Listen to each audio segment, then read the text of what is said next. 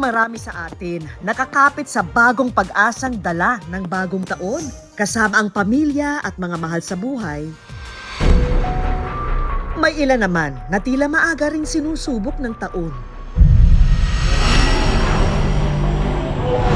Naging laman ng balita ang sunog na ito sa Cagayan de Oro sa unang linggo ng taong 2026, kung saan isang bahay mula Barangay Puntod ang natupok. Pero ang isa na nakatawag ng pansin, ang kabayanihan ng fur dad na ito. Nasugatan matapos balikan sa nasusunog nilang bahay ang mga alagang aso at pusa.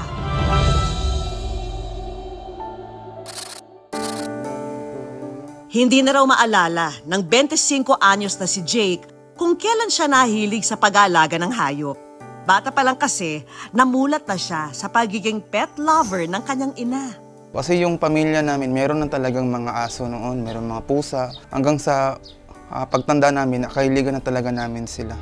Dalawa lang daw silang magkapatid, kaya ang mas nagpapasaya raw sa maliit nilang pamilya ang 5 aso at 3 pusa na mga alaga nila. Minsan may mga problema sa mga financial or sa mga mental, mga anxiety, ganon. So pag nilalaro namin yung mga aso namin, sila Ponyo, Snoopy, so nawawala sa isip yung mga problema namin. Pag nakakabanding namin sila.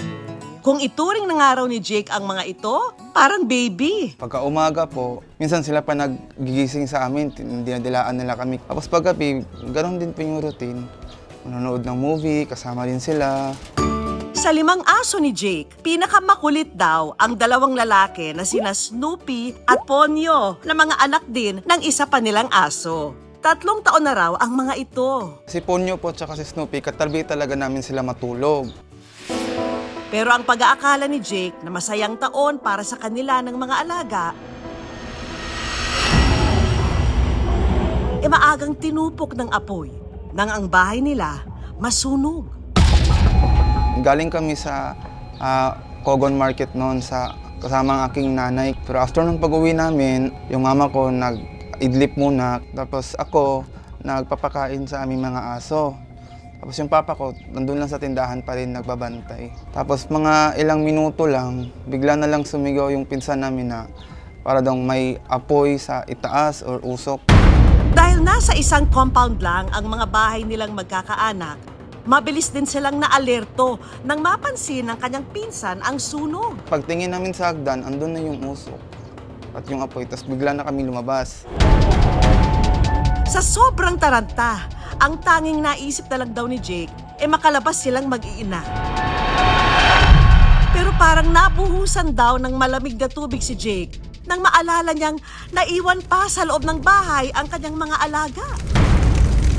Ayun, bumalik ako ulit. Kahit yung apoy na yun, ang bilis lang na pangyayari. Andun pa yung apoy sa hagdan, tas pagbalik ko, andito na siya sa gitna ng sala namin.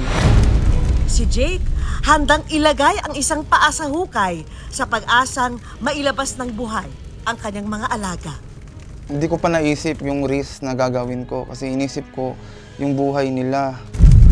Sumasalubong na yung apoy sa akin. Pero hindi ko pa rin naisip kahit na yung mga buhok ko, yung mga kilay ko sunog na. Doon, nabit-bit ko sila doon palabas. Nang makalabas, 2 sa 5 aso nila ang kanyang nailigtas, sina Ponyo at Snoopy, habang isa sa 3 pusa rin nila na si Orange ang nasagip. Sugat at paso sa mukha, braso, leeg at batok ang tinamo ni Jake mula sa sunog. Pero maliit lang daw ito kumpara sa pagmamahal niya sa kanyang mga alagang aso. Tunay kang fur dad hero. Binalikan ko talaga kasi parang pamilya na kasi namin talaga sila eh. Parang ang sakit naman pag sila lahat nawala talaga. Sa ngayon, nakikitira sina Jake sa bahay ng kanyang pinsan. Wala ro silang naisalbang gamit. Pero laking pasasalamat nila sa suporta at tulong ng mga kamag-anak. Nilamon man ng apoy ang dati masayang tahanan. Hindi raw nawawala ng pag-asa si Jake na balang araw makakabangon din sila.